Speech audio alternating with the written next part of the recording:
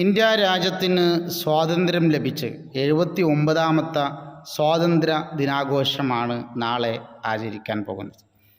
1947 August 15-നാണ് പൂർണ്ണാർത്ഥത്തിൽ India രാജ്യം സ്വാതന്ത്ര്യമാകുന്നത്.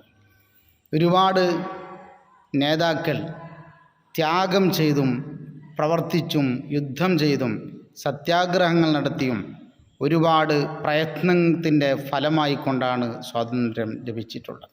ഹിന്ദുവും മുസൽമാനും ക്രിസ്ത്യാനിയും സിഖും മതമുള്ളവനും ഇല്ലാത്തവനുമെല്ലാം തോളോട് തോളു ചേർന്ന് ബ്രിട്ടീഷുകാരോട് പടവെട്ടിയതിൻ്റെ ഫലമായിക്കൊണ്ടാണ് ഈ ഇന്ത്യ രാജ്യം ഇന്ന് സ്വതന്ത്രമായിരിക്കുന്നത്. പക്ഷേ ഇന്ത്യയുടെ അതിർത്തിക്ക് പരിപൂർണമായ സ്വാതന്ത്ര്യം ലഭിച്ചിട്ടുണ്ടെങ്കിലും ഇന്ത്യയിൽ വസിക്കുന്ന മുഴുവൻ വ്യക്തികൾക്കും പൂർണ്ണമായ അർത്ഥത്തിലുള്ള സ്വാതന്ത്ര്യം ലഭിച്ചിട്ടുണ്ടോ എന്ന് വിമർശനം നടത്തേണ്ട ഒരു